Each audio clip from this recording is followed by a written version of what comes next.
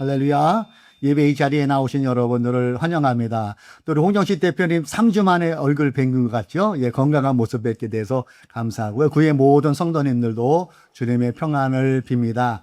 사실은 오늘 우리 교회가 세워진 지 14년 되는 날로 이렇게 우리가 지키고 있죠.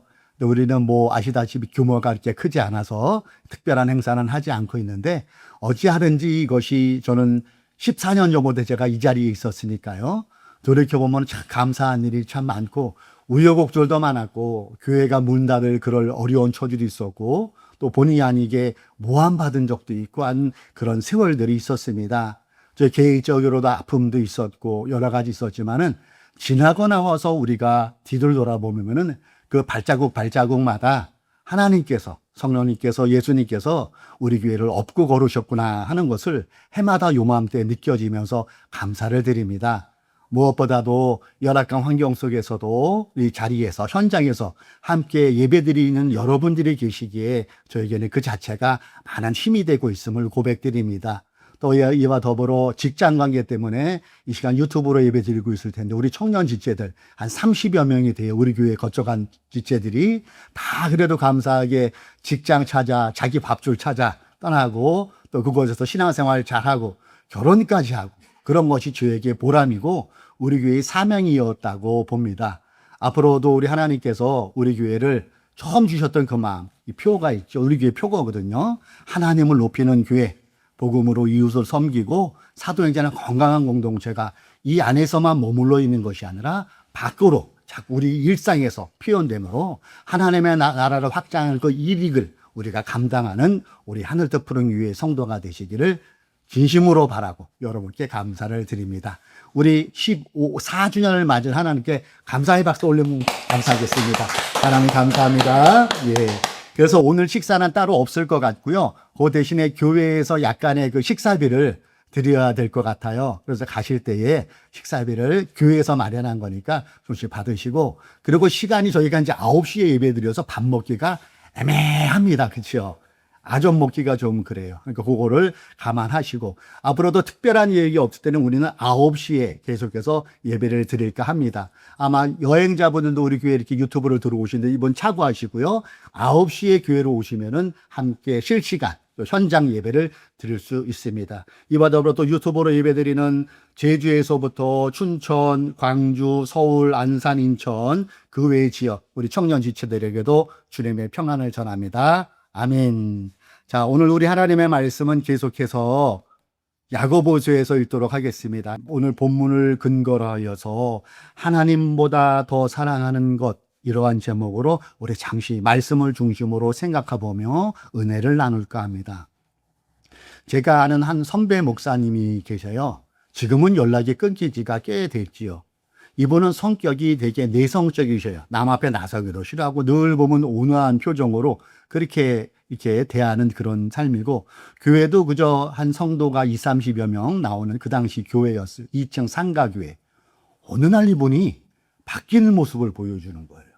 일단은 머리 스타일에 기름기를 다 해서 2대 8 가르마를 하시고 입는 양복이 고급진 양복으로 바뀌어요. 그리고 차가 평소에는 교회 승합차를 끌고 다녔는데 중저급 이상의 승용차, 그것도 새 차를 끌고 나타나신 거예요.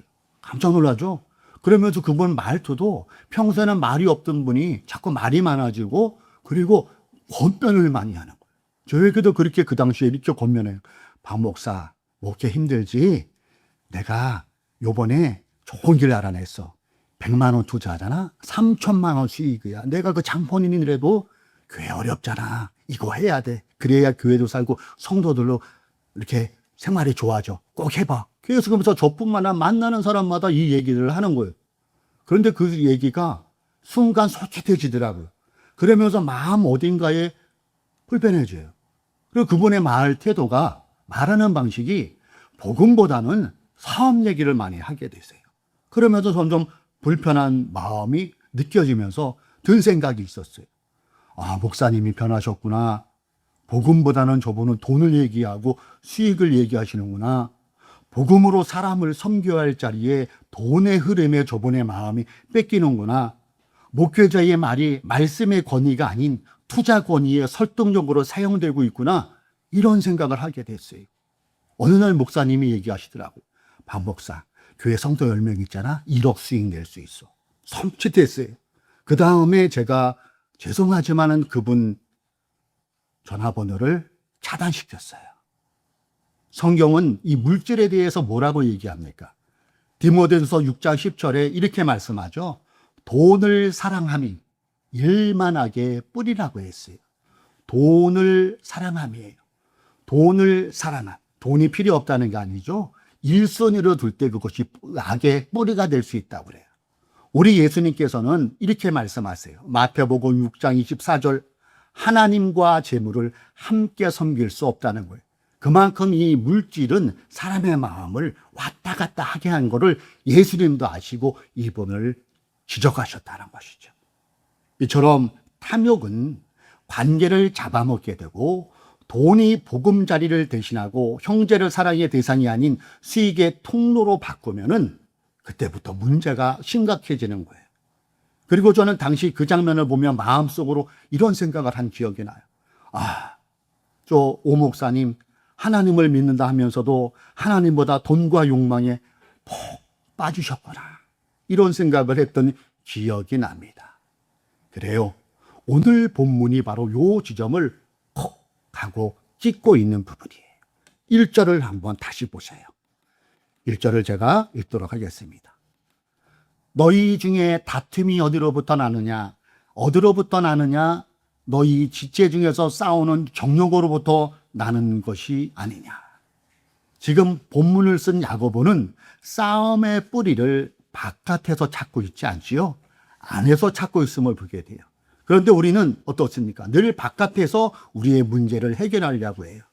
저 사람이 문제고, 환경이 문제고, 형평이 문제고, 상황이 문제다. 물론 이것도 일리는 있어요. 상황이 많이 우리 마음을 작용하고 그 상황이 어떻게 전개하냐에 따라서 사람의 마음도 왔다 갔다 하는 건 부인할 수 없는 일이죠. 그러나 그것이 진짜 뿌리를 볼 수 있어야 된다는 거예요. 오늘 본문은 이러한 상황의 진짜 뿌리를 어디에서 나오는 거라고요? 내 안에서 싸우는 정욕 때문이라고 야고보서는 지적하고 있는 거예요. 그리고 이 정욕은 단순한 육체적 욕망만이 아니에요. 여기에 나오는 정욕은 내 뜻이 꼭 관철되어야 한다는 욕망, 내가 얻어내고야 말겠다는 욕망, 내가 놓치면 안 된다는 필요 이상의 집착, 내가 높아져야 한다는 자기애, 이것까지 포함되는 것을 말해요. 그래서 우리가 싸움은 겉으로는 돈 문제 같고 또 사람 문제 같지만은 그 내면을 깊이 들여다보세요. 그러면은 내가 원하는 것을 반드시 가져야 한다는 이 욕망에서 비롯된다는 것을 야고보서는 이렇게 통찰하며 우리에게 경계할 것을 얘기해 주고 있어요. 본문 2절과 3절을 보세요. 너희는 욕심을 내어도 얻지 못하여 살인하며 시기하여도 능히 취하지 못함으로 다투고 싸우는도다. 너희가 얻지 못하면 구하지 아니하기 때문이요.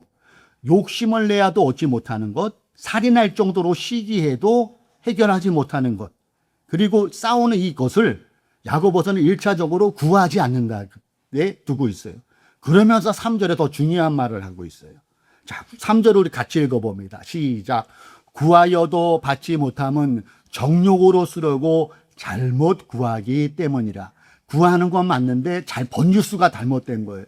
우리가 택배를 배달해도 수리꼴 5 이거로 배달하는 것이 아니라 똑같은 택배지만은 수리꼴 5로 갈 것이 수리꼴 3으로 가면 안 된다는 거예요. 그러니까 이 기도의 방향이 정확히 맞아야 된다는 건 아니겠어요? 더 나아가 이 말씀의 의미는 우리가 원하는 것이 생기면 기도하는 것처럼 보여도 사실은 하나님 뜻보다 내 욕망 성취를 그 밑에 깔고 기도할 때가 많이 있음을 지적하는 거예요.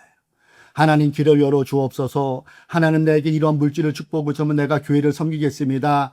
이 얘기 자체는 나쁘지가 않은데 그 이면을 들어가면은 야고보서가 1절에 얘기한 것처럼 지적한 것처럼 우리 안에 하나님보다는 욕망이 다리를 틀고 있지 않음을 우리는 살펴볼 수 있어야 된다는 것이죠. 이거는 기도의 이름을 빌린 욕망의 변형된 모습일 수 있다는 거예요. 기도라고 하지만은 기도가 비틀려서 그 뒤에 기도라는 가면을 쓰고 그 뒤에는 나의 욕망이 도사리고 있지 않나를 살펴볼 수 있어야 된다는 것이죠. 그렇기 때문에 야고보는 구하여도 받지 못함은 정욕으로 쓰려고 잘못 구하고 있는 것이라고 얘기해주고 있다는 것이죠. 사랑하는 성도 여러분, 하나님은요, 우리 욕망을 합법화시켜주는 분이 결코 아니에요. 죄는 죄라고 지적하는 게 하나님의 말씀이에요. 더 나아가 우리의 그릇된 욕망을 거룩한 언어로 포장한다고 해서 그걸 복이라고 승인하는 분도 아니라는 거예요. 죄는 죄고 욕망은 욕망이고 욕망에는 하나님이 함께 하시지 않는다는 것을 야고보서는 무겁지만은 단호하게 본문을 통하여 우리에게 말씀하고 있다는 거예요.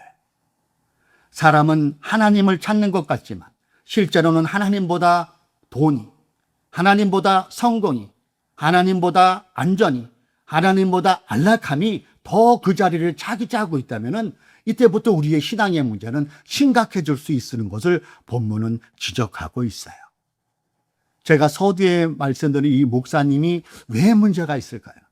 이번에 요즘 말로 하면 다단계를 하신 것 같아요. 지금 생각해 보니까. 근데 그 다단계의 문제가 어느 분들은 이게 다단계를 괜찮다고 얘기하시고 교회 다니는 집사님, 장로님, 목사님도 많아요. 뭐 그분들을 제가 폄훼하는 건 아니고 존중합니다. 다만 오늘 본문의 기준으로 볼 때 이게 왜 문제가 있냐면요. 욕망이 도사리고 있기 때문에. 그리고 그 다단계를 하다 보면은 이런 마음이 든대요. 맨 처음에는 탈퇴한 분들이 그런 얘기를 하더라고요. 맨 처음에는 사람을 사람으로 봤는데 나중에는 그게 그렇게 안 된대요. 돈의 수단으로 보게 된대요. 여러분, 제가 이전에 말씀드렸죠. 하나님은 우리를 상품으로 만들지 않았어요. 75억 분의 1이라는 작품으로 만들었어요. 작품과 상품의 차이점은 뭘까요? 작품은 사람 손길이 가는 거예요. 말 그대로 작품 예술이에요. 하나밖에 없는 거예요. 그러나 상품은 대량화가 가능하잖아요. 복제가 가능하잖아요. 그런데 하나님은 우리를 상품으로 대하지 않으세요. 무엇으로 해야 한다고요? 작품으로, 걸작품으로 대하는 것이 성경 창세기에 나오는 인간 창조의 목적이에요. 그렇기 때문에 이것이 바람직하지 않다는 것이죠. 그리고 적은 규모로 더 많이, 더 빨리, 더 크게 이렇게 추구를 하게 돼요. 여러분, 성경은 불로소득을 지지할까요? 그렇지 않아요. 일하지 않는 자는 먹지도 말라고 사도 바울은 단호하게 말할 정도였어요. 그리고 하나님은 인간을 창조하신 다음에 그 땀의 소산을 먹을지느라고 분명히 선언하셨어요. 그러므로 노동은 신성한 것이에요.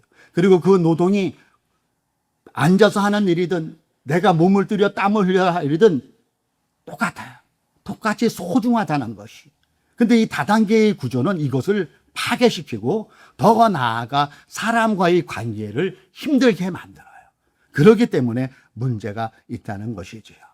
그리고 이러한 것은 오늘 본문이 얘기하는 탐욕과도 그 결을 같이 하고 있다는 거예요. 오늘 예배에 나오신 사랑하는 성도 여러분, 물어보세요. 지금 내 마음의 1번으로 자리 잡고 있는 것이 무엇인가를 그 탐욕이라는 관점에서 한번 물어보시라는 거예요. 혹시 우리의 마음에 돈이 하나님보다 자리 잡고 있지 않습니까? 내 자존심, 내 성공이 하나님을 치우고 말은 하나님 하지만 그 안에 그 자리에 그것이 자리 잡고 있지 않나를 본문을 통해 우리는 살펴볼 수 있어야 돼요. 그리고 하나님보다 더 중요한 것이 있다면은 이 시간 성령의 불로 태우고 예수의 피로 씻어서 다시 하나님을 1번으로 모시는 저와 여러분 되시기를 주님의 이름으로 축원드립니다. 서두에 말씀드린 그 선배 목사님 이야기, 나중에 제가 세월이 들어서 그분 이야기를 듣고 참 마음이 안타까웠어요. 처음에 저에게 100만 원 하면 3천만 원 벌 수 있다고 그렇게 해서 실질적으로 수익을 내셨어요. 그런데 이것이 계속 가지는 못하더라고요. 거기 2, 30명 성도는 모두 다가 그 대상이 돼버렸어요. 그래도 돈 많이 벌 때 너무 좋았죠. 목사님 우리 이제 해가지고 저도 11조 드리고 해가지고 우리 교회 이전합시다. 꿈에 부풀었어요. 그러나 그것이 모래위의 성처럼 와르르 무너지는 것은 불과 몇 달이 안 갔다고 하더라고요.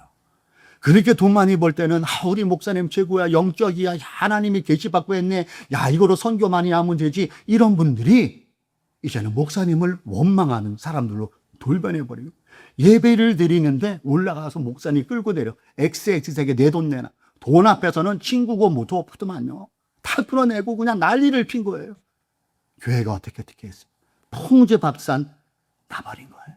그리고 결국엔 그 교회는 문을 닫았다는 소식을 제가 듣게 되었어요. 여러분, 그 교회가 왜 무너졌을까요? 건물이 낡아서가 아니에요. 좋은 프로그램이 없어서도 아닙니다. 사람 수가 적어서도 아닙니다. 더 기쁜 이유는 하나님보다 돈이 더 많이 사랑받았기 때문이 아닐까요?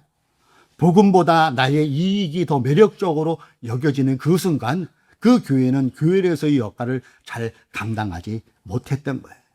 형제와 자매 사랑보다 욕망의 확장이 더 중요한 그 교회는 더 이상 예수님의 발을 붙일 수 없는 그 공간이 되어 버렸다는 거죠.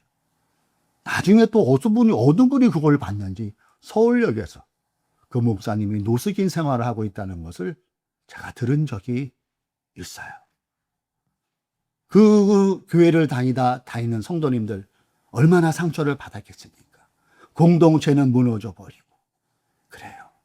오늘 야고보서는 이 얘기하고 있는 거예요. 탐욕이 잘못 들어지면 이러한 결과가 있음을 우리에게 경고하는 게 우리가 읽은 야고보서 4장의 전체 내용이라는 것입니다. 그래서 우리는 오늘 이 본문을, 야고보서 4장에 나오는 이 말씀을 무겁게 받아들일 수 있어야 돼요. 문제는 환경이 아니라 하나님보다 더 사랑하는 것이 문제라는 것을 우리가 직시할 수 있어야 돼요. 그래서 우리가 기도가 잘 안 될 때는, 내 기도가 안 될 때 환경만 바라지 모시고 혹시 내 안에 이런 탐욕이 자리 잡고 있지 않느냐를 살펴봐야 돼요. 그리고 이런 기도를 할 수 있어야 되지 않을까요? 하나님, 내 안에 탐욕이 하나님보다 앞서지 않게 하여 주옵소서. 내 안에 정욕이 하나님보다 1번으로 되지 않게 하여 주옵소서. 그래서 그것을 성령의 불로 태우고 예수의 보혈로 씻어서 예수 그리스도가 언제나 내 마음에 자리 잡고 있을 때 우리는 비로소 사람다운 모습으로 일상을 살아낼 수 있으며, 더 나아가 참다운 신앙인의 모습으로 살아갈 수 있다는 것입니다. 여러분, 오늘 이 말씀 속에 나를 들여다보십시오. 그리고 그 탐욕이 너무 지나쳐서 이것이 하나님보다 더 앞서지 않는가를 살펴보시기 바랍니다. 그리고 우리 하늘뜻 푸른 교회 14년을 접고 15년으로 향하는 이때에도 지금처럼 그러했듯이 세상법을 따라가기보다는 하나님, 예수 그리스도가 걸어가신 그 좁은 길을, 거칠고 힘든 길이지만 그 길을 탐욕도 뒤로 하고 오직 하나님을 바라보고 예수 그리스도를 바라보며 한 걸음 한 걸음 내디딜 때 하나님께서 우리 하늘뜻 푸른 교회와 더욱더 함께하여 주실 것이고, 우리 성도님들과 함께하여 주셔서 우리의 삶을 통하여 하나님이 영광 받고 또 영광 돌리는 그런 하늘뜻 푸른 교회가 되시기를 주님의 이름으로 축복합니다. 그래서 오늘 본문의 제목을 하나님보다 더 사랑하는 것, 이렇게 정해 보았습니다. 기도하시겠습니다.